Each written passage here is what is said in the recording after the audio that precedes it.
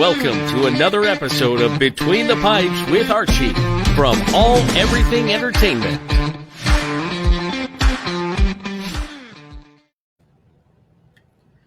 What's up, everybody? Thanks again for joining us for another episode of Between the Pipes. My name is Archie, and I will be with you flying solo once again tonight. Missed you guys on Friday. I just needed to take a me day and recover after a really long week.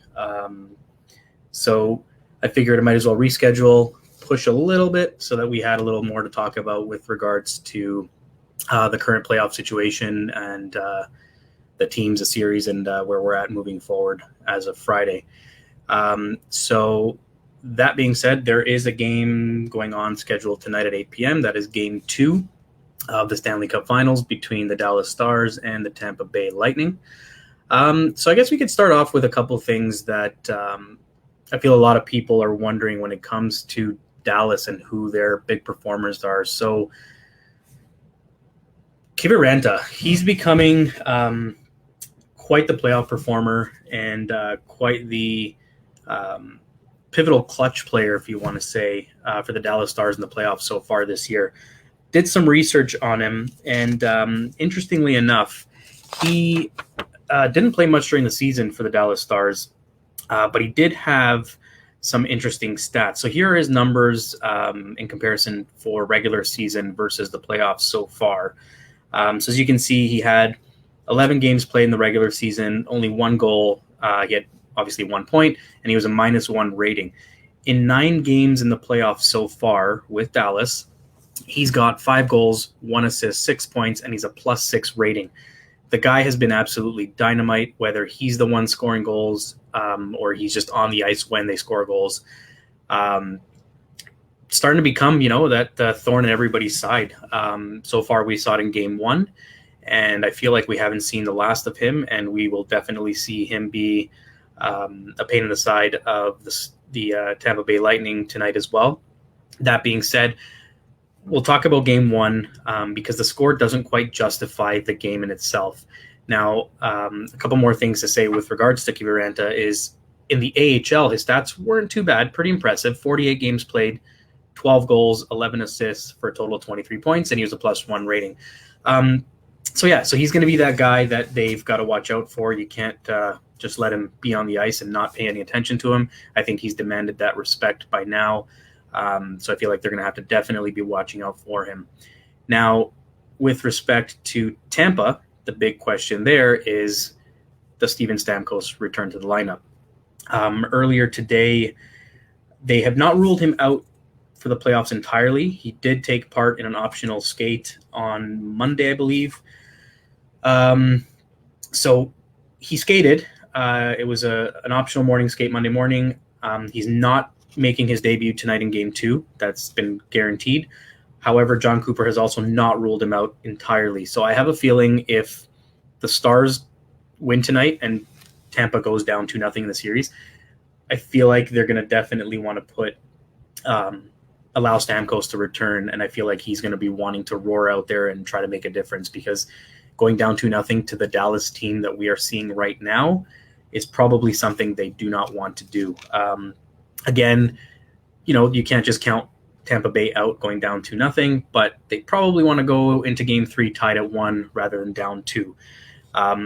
Luckily, in this case here, there's no home ice advantage. So, in cases like this, it could go either way. I feel like Tampa Bay is definitely going to come out stronger. I mean, they came out really strong in Game 1. And let's recap that. Game 1, the score was a 4-1 final in favor of Dallas. Now, I didn't watch the entire game, and I saw the score, and I thought, oh man, they got blown out 4-1. This is not looking good. But when you looked at the stats for the game, and I'm just going to pull those up real quick, Tampa Bay actually outshot Dallas 36-20 overall in the game, including 22-2 in the third period. They just couldn't get pucks past Khudobin. Khudobin has been the difference maker for Dallas. I mean, they're getting performance from a lot of their players, whether they be the young guys or the veteran players of Corey Perry, Jamie Benn. They're getting a lot of turnouts from those guys as expected, and the leadership is definitely stepping up. But Anton Khudobin has just been literally standing on his head. The guy has made save after save, and in my article that I published last week, I did a top 10 playoff saves out of the second round, and I think 2 or 3 of the top 10 were his, and it wasn't even including some of the saves he made in Game 1 against Tampa Bay, which he made several in that game alone. You could probably count 10 just within that game. So a couple key things here tonight for Tampa. I feel like in order for them to win, they have to break Khudobin. He is currently 9-0 in the past 9 games when he's made at least 30 saves. That's a huge statistic. Most goalies, when they face more shots, probably don't win as many games, but he's 9-0 on 30 saves or more. Now, that being said, if you're Tampa, you definitely don't want to let off the gas pedal and start, shooting less than 10 a period. My key number has always been if a team doesn't get more than 10 shots in a period, you're probably not going to have a good shot at winning. Now, Dallas would probably shut me up in that because they got 5 shots in the first in Game 1 and only 2 shots in the third in Game 1. And the one period where they did outshoot Tampa, they scored 2 goals in the second. Now, with that being said, again, he's 9-0, 30-plus shots being faced. They need to break him because right now he's riding an energy and riding a high that is just unbreakable. And there's only one way they're going to do this. They need to block his vision. They need to get in front of him. They need to do a better job getting traffic in front of him. They got to screen him because if he sees a good look at that puck, he's stopping it. And we saw that with a really quick glove save from the slot last week. And he's just going to keep robbing them left, right, and center unless they get bodies in front. They're going to have to maybe get a little more aggressive on the net, pushing as hard as they can, because I feel like if they just pepper him with shots from the line or clear shots with nobody in the way, he's just going to stop it. They're going to get frustrated. Penalties are going to start being taken, and it's just snowball effect against them from there. The other thing is they want to stick with it. That last game, first period, shots were 5-4. Second period, they got outshot 13-10. The third period, 22-2. You want to have more of that third period more consistently. I'm not saying they got to go out and get 22 shots on net tonight in the first period, but you want to start the first period off the way you ended the third. I feel like they can win this game, and I think tonight's going to be a 5-2 Tampa Bay win. Maybe 5 goals on Khudobin might be much. Let me scale that back. Let's say 3-1. 3-1 Tampa Bay win. And if it happens to be Dallas to win the game, I think it'll be like a 1-0 or a 2-1 really tight game. So the other thing is that the Tampa Bay Lightning have also allowed the first goal in 6 straight games, which is now 3-3. 3 wins, 3 losses after allowing that first goal. They don't want to allow that first goal. The last game, it was 5 minutes in before Joel Hanley, who scored his first ever NHL goal, happened to score that first goal in the opener for Dallas in that game. So they definitely want to be on top of that, come out strong, and hopefully get a much better start in Game 2. So that being said, who wins the Cup? Edition 5. I'm going to stick with Lightning in 7. Daniel says Stars in 6. So I feel like with the series being at 1-0 Dallas, I still think this series goes 7 games. They're going to stretch it and probably make it the most exciting playoff series we've seen in a while. Daniel says Stars in 6. He may or may not jump on before our show is over, and maybe we'll pick his brain on why he feels it'll go 6. So before we move on to the next topic, let's just have a look at some of the comments here. Tank, what's up? Congratulations to him and Melissa, by the way. They just welcomed their little boy, Jameson, into the world. Congratulations again, and we hope to see Jameson on future broadcasts one day. Joe says he's not up on his hockey, but he had to check this out. Thank you, Joe. Thank you for joining us. Hopefully I can provide you with some sort of insight, maybe get you to start watching. Tank says also thank you for tuning in. He supports the brand. Got the G1 and podcast working in the background. Perfect. Well, thank you again for tuning in, and I always appreciate the support. So how deep are we in? We're basically in the finals, Stanley Cup Finals. Game 1 has already happened in the best of 7 series. And we have game 2 going on tonight at 8 p.m. Eastern time between Dallas Stars and Tampa Bay Lightning. Both teams are well deserving of being in the finals. Even coming from a Leaf fan, as much as I'd love to see my Leafs in the finals, they definitely would not be putting on the show that Tampa Bay has been putting on in the Eastern Conference. So these two teams are battling it out. Whoever wins the cup, honestly, both teams deserve it. And I normally prefer one team over the other. But in this case, I'd like to see Tampa, but I wouldn't mind seeing Dallas win it. So, I mean, both teams, like I said, very well deserving, and whoever wins it, good on them. A couple more comments here. Tank says Tampa needs to make sure to stand your ground tonight. There it is, the plug, stand your ground. And that's the only time I will say those words tonight. But yes, he's right. Tampa Bay definitely needs to come out strong tonight and start off the game on a higher note. Austin says Dallas is taking it all. Yeah, it's very possible, right? But I still think it's going to go 7 games, and it's still too soon. I feel like tonight will be a good key determining factor as to who wins this all. Joe, do you think there's much competition with hockey and Monday Night Raw tonight? Absolutely not. Both have their viewership. And I feel like, if anything, the NHL's only competition being on a Monday night game is with Monday Night Football, because there tends to be a lot of guys who watch hockey also watch football. But I'm not sure what the correlation is between hockey fans and wrestling fans. And with it being the playoffs, whereas Raw is just another Monday night event. So I feel like you can catch up on wrestling without having to watch it. Some might argue, but I feel like it's not the same watching a hockey game in PVR. Austin, Leafs and Pens didn't make it. Yep, I know. You know what that means? I get to say what every Leaf fan says every year. Maybe next year. The Leafs will make the playoffs next year, and hopefully with a much better team. Is there enough of a crossover in fan bases? There is, and like I said, I think with NFL and NHL, there's probably the biggest crossover. I mean, I like to watch all sports. I'm not huge in the NFL, but I'll watch, NHL, NBA. I'll even watch baseball, MLS. I watch a little bit of everything, with the exception of football. I can't get into the waiting a full week to watch the team play, and then the games itself feels like they take forever. Too much stoppages. Some guys are going to hate me for this, but I just feel like it's way too long of a game when you're watching it, and I get bored.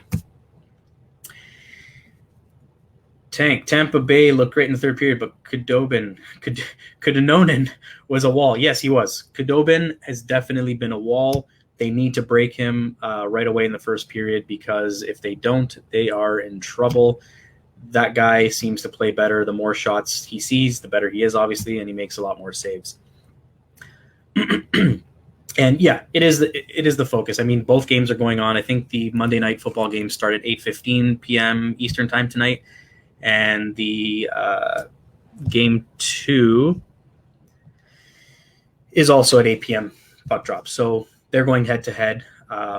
So it'll be interesting to see if any ratings are out there, which does better.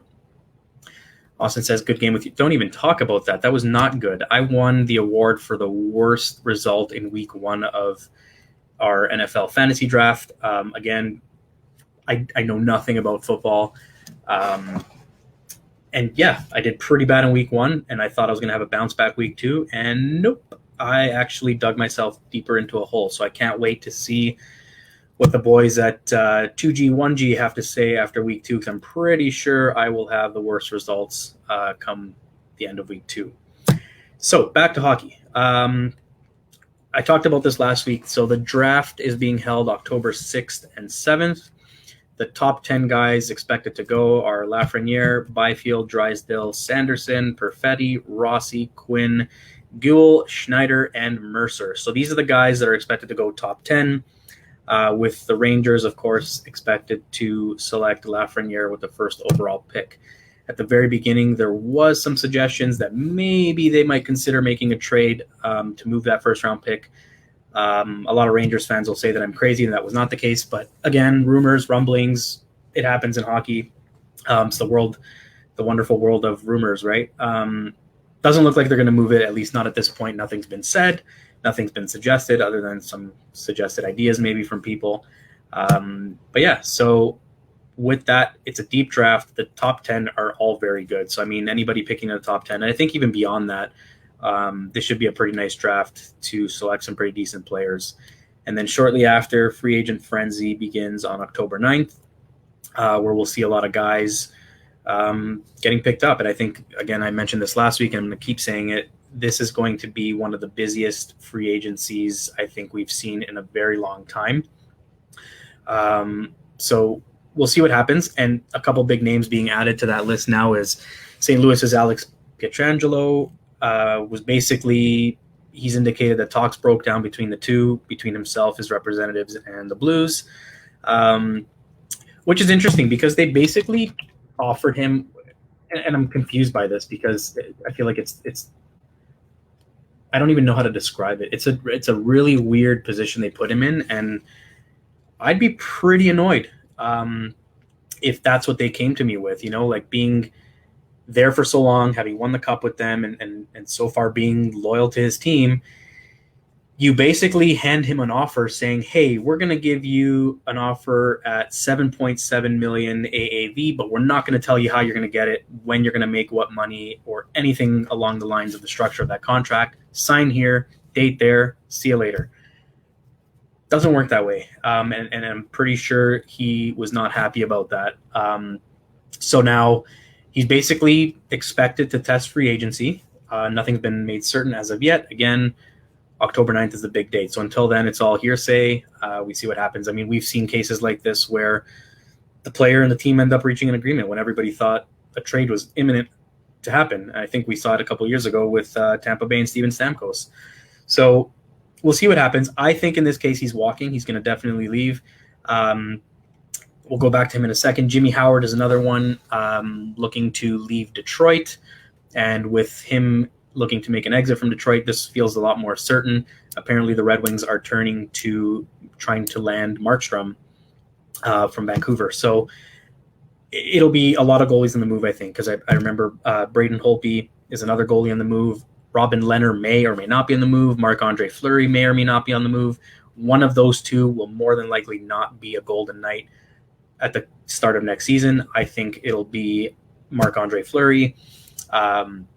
I just feel like the tension there has built too much to the point where he's definitely going to walk. Back to Pietrangelo. So there was a quote with him saying, you can talk about money all you want in dollars, but there's more to a contract than the actual number. And there's a lot that goes into the discussion of how you want a contract to be done. I'm not going to confirm or deny any numbers. It's just we clearly weren't able to get to a number that we thought was appropriate on both sides. So it sounds like the 7.7 million isn't necessarily the issue here. I think it's the structure. It's the whole thing that he wasn't given any details. So it's kind of hard to just say yes to something without knowing the details of it.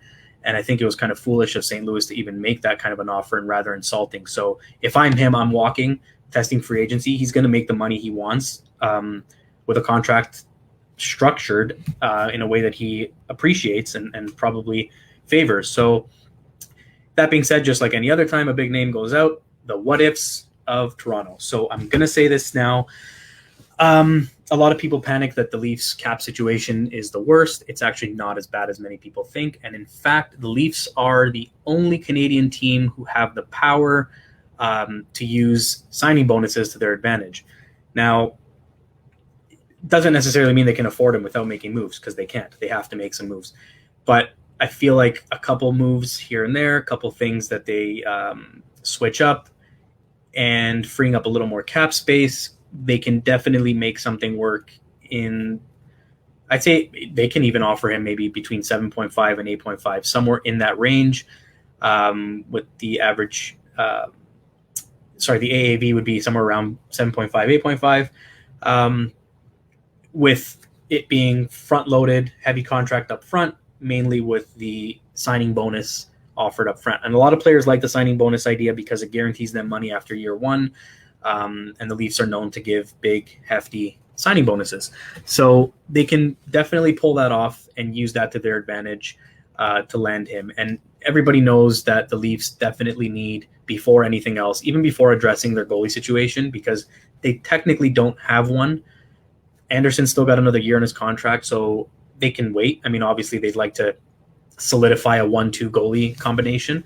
But worst case, they've got time to deal with that. In the meantime, their biggest priority has to be landing an established, hardworking, defensive defenseman. We have a lot of guys who can move the puck, a lot of guys that can play the back and forth game, the two-way forward, the two-way defender or the aggressive defender. We need stay at home. Somebody that doesn't even pass center ice. Like, I want to see a defenseman that is always there for the goalie. We allowed way too many odd man rushes last year, 2-on-1s.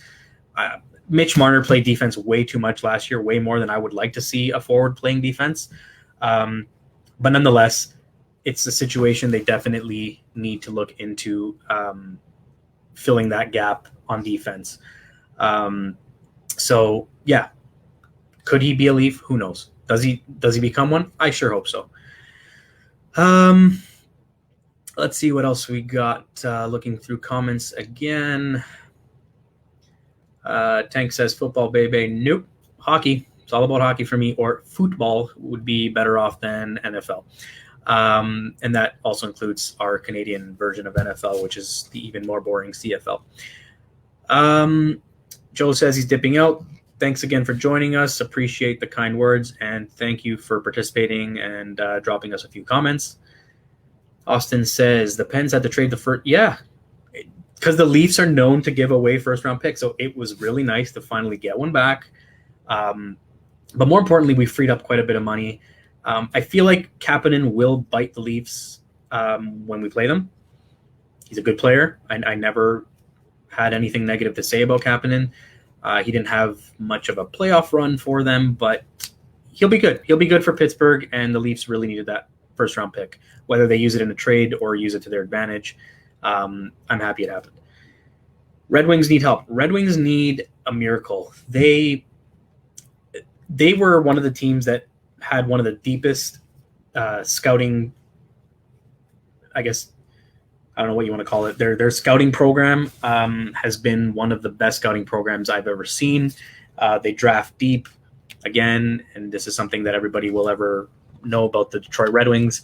I'm just going to look it up to verify the number. I don't want to spit out the wrong one. Henrik Zetterberg was drafted by Detroit 210th overall in the 7th round of the 99 draft. 7th round, 210.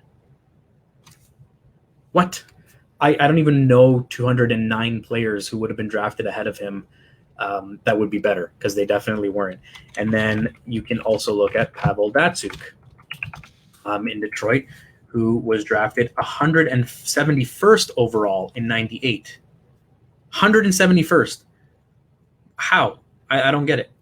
Two guys who went on to be some of Detroit's finest players. But anyways, I think they took too long to rebuild and work on their system.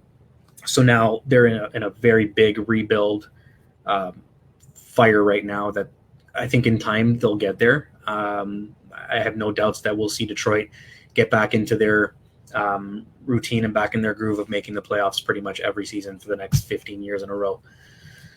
Austin wants Fleury to come back to Pittsburgh. It's funny because I don't think I've seen Pittsburgh's name come up with Marc-Andre Fleury's name, and I'm not even sure how that relationship ended. I mean, he got picked up, he got claimed by the Golden Knights, so he might ask, hey, why'd you guys leave me unprotected? So I'm not sure he'll go back to Pittsburgh. If he does, it'd be good for them. But I definitely see he's gone. He's not sticking around in Vegas. Can the Blackhawks do anything to become relevant again? You know what's crazy? Patrick Kane, Jonathan Toews.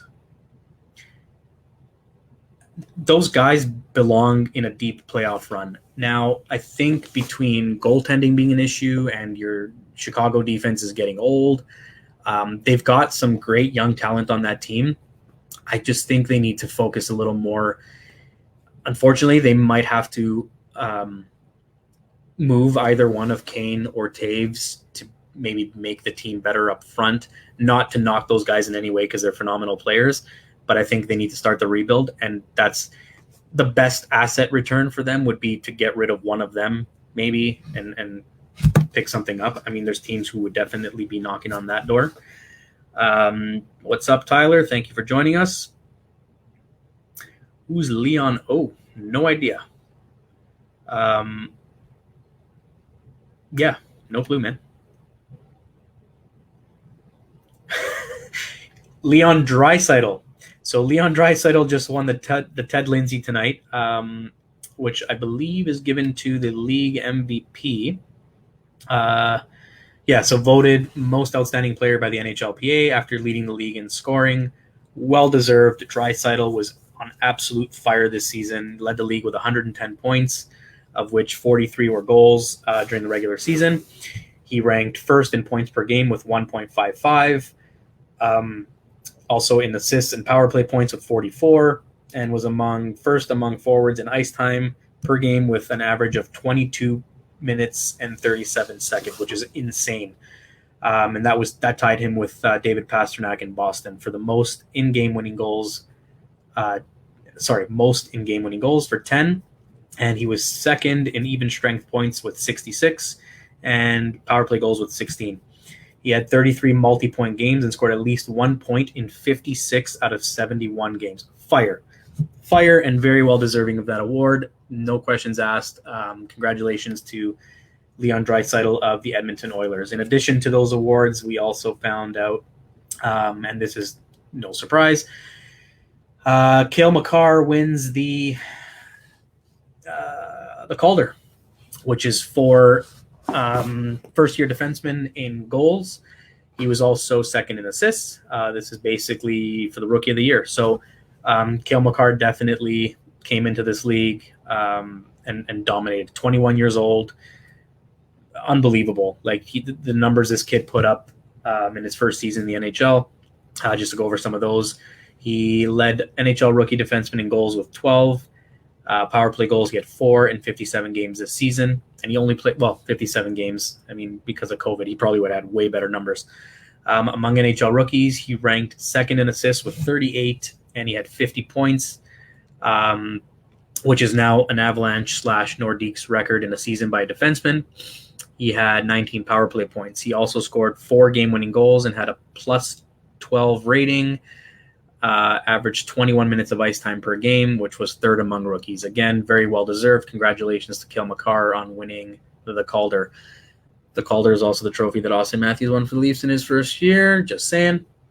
And we also had the Vezina, which went out to Connor Hellebuyck of the Winnipeg Jets. No surprise here. I mean, this is, again, regular season awards. So he got it for the best goalie in the NHL, essentially. He was second in the NHL with 31 wins. He had 6 shutouts, putting him in first place with that, and 7th in save percentage with a .922 percentage among goalies to play at least 20 games.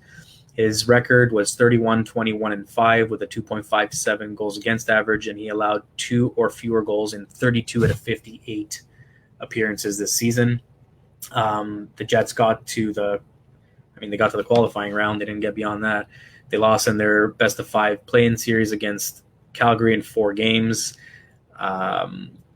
Unfortunate. He deserved better, but again, congratulations to Connor Hellebuyck. Well deserved for the regular season awards. Playoffs, I feel like if Dallas wins, even if Dallas doesn't win the cup, they're in the finals. Anton Khudobin is more than likely going to win the playoff MVP, just because Khudobin, he's been lights out. What else we got here? Austin, yes. You're referring to Draisaitl. Yes, that was another late round pick. Edmonton. Was he 7th? I think he was 3rd. Just double checking here, but I'm pretty sure he was a 3rd round pick.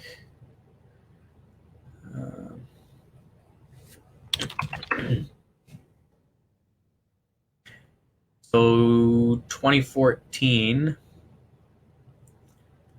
and for some reason I am not finding the information I want to find. So he's a third overall pick in 2014 by the Edmonton Oilers.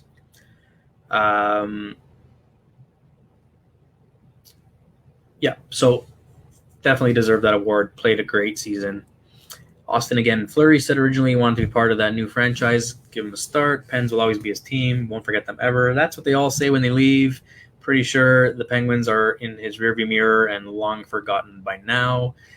Why would he want to go back to Pittsburgh anyways? I'm pretty sure in the next 2 years, one of either Malkin or Crosby are gone. I'm not going to say to the Leafs because there's no freaking chance they can afford either of them. No bad terms, but I'm pretty sure he's got no interest in going back to Pittsburgh. He probably wants to try to win a cup again with a different team. So I don't see him going back. So moving along. We had, actually, I'd like to play a couple things for you guys first. As always, All Everything Entertainment, we've got a ton of shows, ton of podcasts going on. We got some new stuff all the time. We're all over social media. We would really appreciate your support. So have a look at this.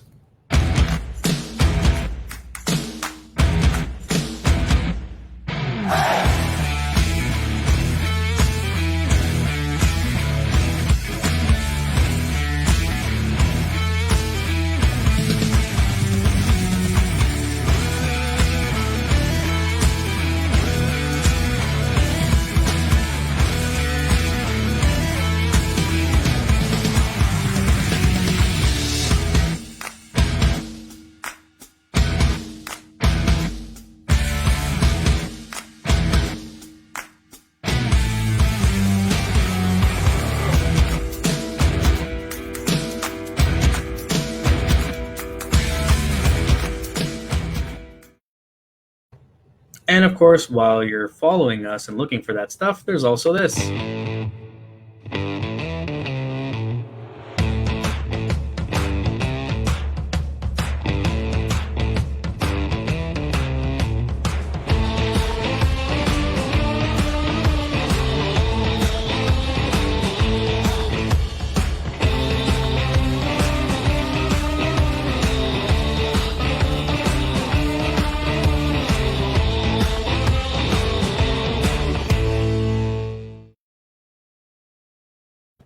So give us a follow, give us a like, share us, do whatever you got to do on social media. We greatly appreciate it.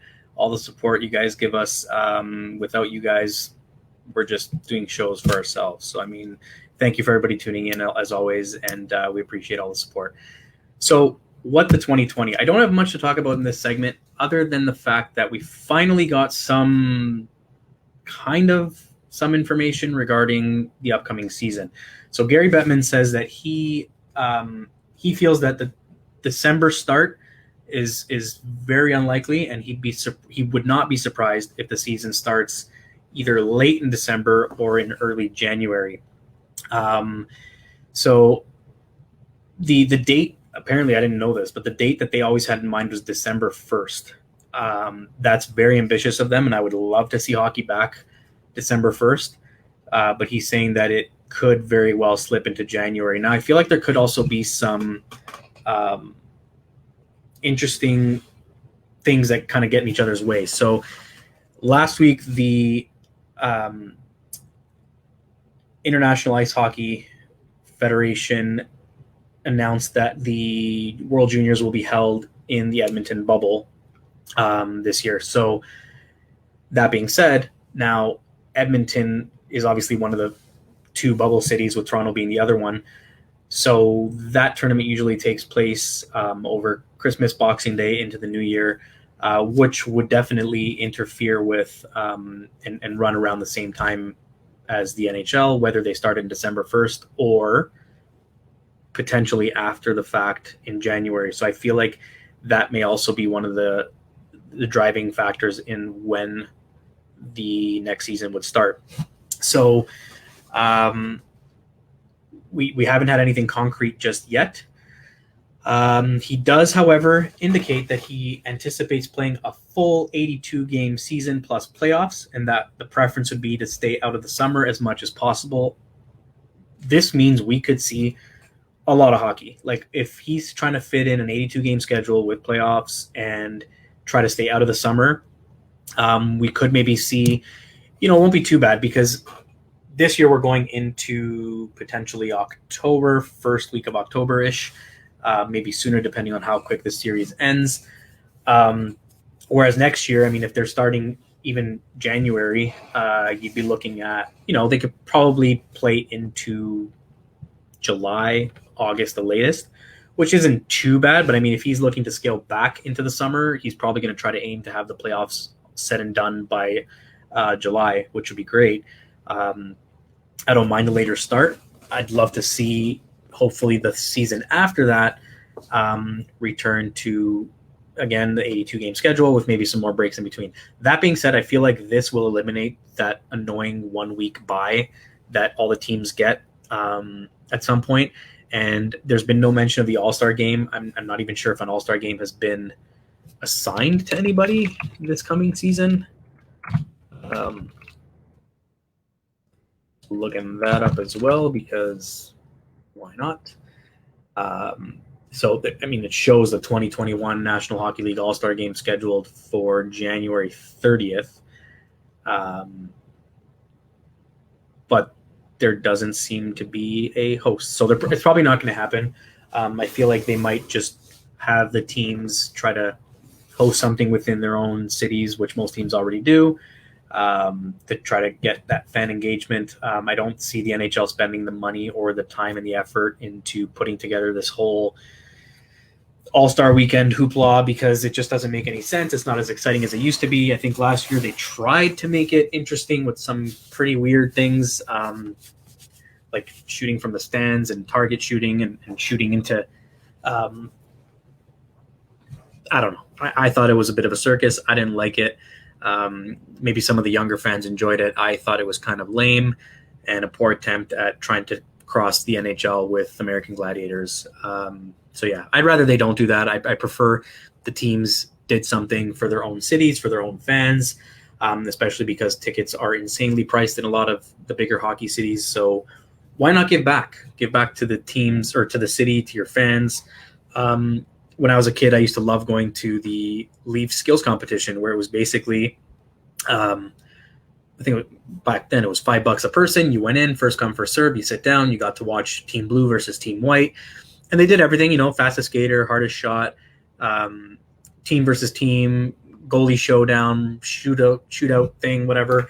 And it was fun. And then after the game, they stuck around and you got to get autographs from them. I mean, the Leafs do an outdoor version of that now. In the bitter cold, which kind of sucks, and it's usually during the week, midweek, during the day where most normal people are working. But yeah, they get a good turnout, but I'm not a big fan of it. I would prefer if they went back to the old skills competitions they used to do. It was really fun.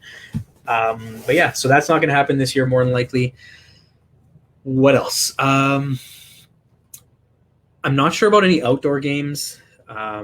Because again, those draw big crowds and they kind of need those to make the money to make it worth having an outdoor game. I'm not sure how fun it would be to watch an outdoor game in an empty stadium. It kind of defeats the purpose. I mean, I'm all for that whole outdoor rink pond hockey experience.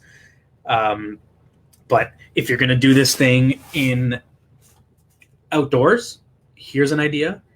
You ever see those promos and ads, or even if you're a gamer and playing NHL where the outdoor games are literally in the middle of a mountain on a pond. Hey man, maybe fly two teams out to the middle of some lake in, I don't know where, Lake Louise, whatever, some frozen lake out in a really cold place. And since they got a social distance, have the two teams go at it in a real all out pond hockey game. It'd be pretty neat. And I know Budweiser did this crazy promo a few years ago where, I mean, this would be crazy for insurance purposes, but it was nuts. And I wish it was more broadcast and televised and promoted. You basically won the ability to play above a city. Like they built this little hockey rink on top of a really tall condo in Toronto, and someone won a game of shinny on top of the city, on top of a condo, in a crazy homemade rink. And It was nuts. And I believe it was Budweiser. Now I'm starting to second guess myself because I feel like that's something Red Bull would do. Nonetheless, it was pretty cool. So maybe, do something crazy like that to get the fan engagement, especially since you're not going to be able to have fans present at the games. So yeah, that'll be something to think about for them as they try to figure this out. Because again, having the outdoor games in a big, imagine the 2017 in Toronto, the NHL Centennial being played at an empty BMO field wouldn't make sense. Or the big one they had in Ann Arbor against Detroit in an empty Ann Arbor stadium probably wouldn't make sense, and it would be pretty depressing. So maybe this might be the year where they kind of walk away from the 7,000 outdoor games that they play a year now and go back and scale back to having just that one Winter Classic and make it a more promoted event and just have it once a year rather than having a outdoor series and a stadium series and a Winter Classic and a New Year's Classic and a Christmas Classic. It's getting old fast. I feel like the novelty's worn off with the outdoor games, so maybe they should try something new. That wouldn't hurt. So in addition, today we also had, for Leafs fans and Rangers fans, he played for both the Leafs and the Rangers and a couple other teams. But before I get into any details, what I'll do is quickly show a little video in honor of Bob Nevin, who passed away.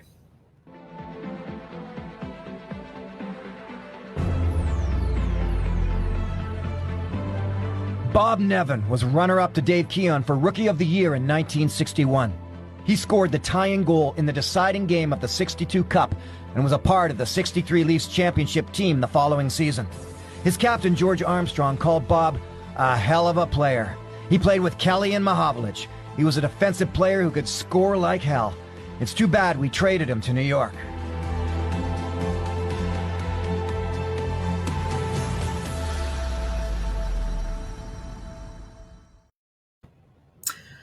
So that was a really nice piece when the Leafs did their top players of the century.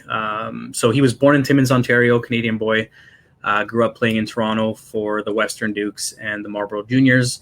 In the late 50s, he had a few games with the Leafs before eventually becoming full-time in the NHL in 1960-61 as the Toronto team, turned the corner under Punch Imlach, winning a cup in 62 and 63. He had 21 goals in his first full season in Toronto and was also a runner-up for Calder Trophy that year, along with his teammate Dave Keon. He appeared in 27 playoff games the next 3 seasons.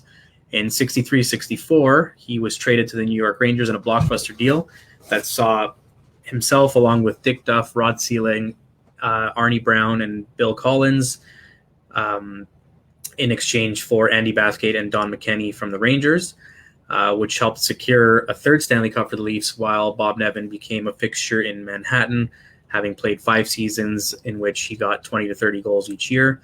He ended up ending his career in LA, Minnesota, and then with the Edmonton Oilers of the WHA at the time. So he passed away today at the age of 82. So that was in honor of him. And he was much more of a legend, I feel, in New York, eventually having been named captain. For the Rangers, I have an article on that as well that I wrote up today, which also features a really awesome picture. Crazy that this picture even surfaced when I found it, of himself and Eddie Shack, who also passed away earlier this year. And this is when they were rolling into the then Air Canada Centre on February 15th of 2013 in a white convertible Mustang. Really cool picture to have, seeing the two of them together sitting in this car as they were rolling in, commemorating the 50th anniversary of the Leafs. So it's pretty neat. Nice picture, nice little send-off for the two of them together in that vehicle.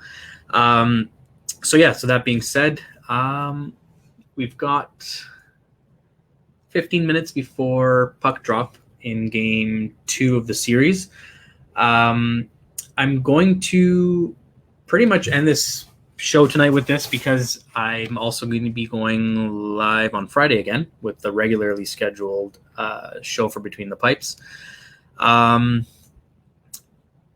Yeah, I mean, if there's anything you guys would like to know, if there's anybody out there watching who wants to comment, any questions you might have, feel free to get those in there before we call it a night. Otherwise, if there's ever anything you guys want to see discussed on the show, even next Friday, we can definitely take any suggestions. I'm always open to suggestions. I'm looking to potentially lock in a few guests in the upcoming shows.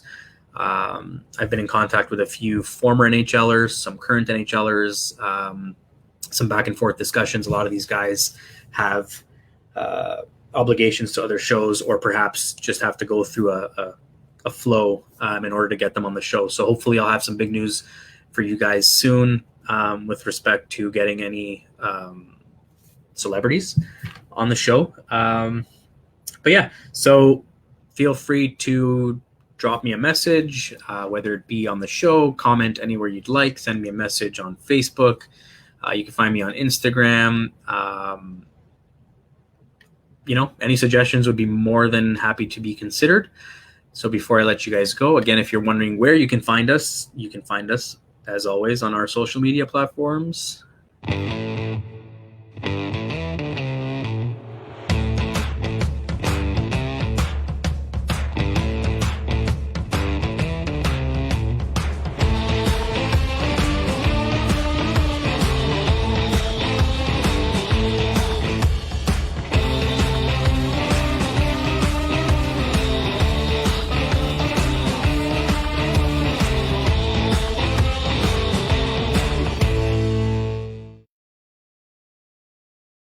And of course, as mentioned earlier, if you don't care about hockey or you want to watch something different and a little more variety, there's always a bunch of other shows in our lineup.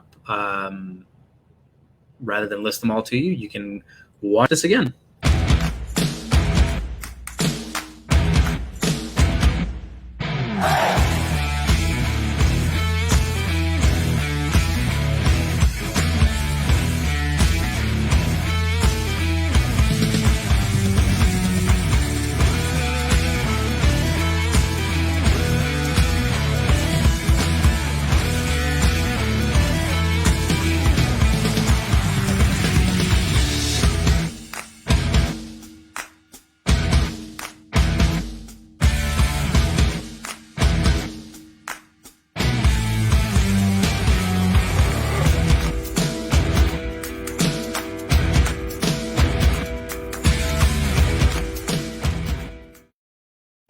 So there you have it. That's our regular lineup for the week. Plus, there's several other shows. If you guys are into paranormal stuff, there's some really cool stuff coming out over the next couple of days. Look for that on our website at alleverythingentertainment.com. If you're into that kind of stuff, there's a lot coming out. Also, for anybody who watches our Tuesday night show or Wednesday or Thursday or every other day of the week that Josh DeBoard is on the air, he's got a pretty cool show coming up tomorrow. And here's a little sneak peek.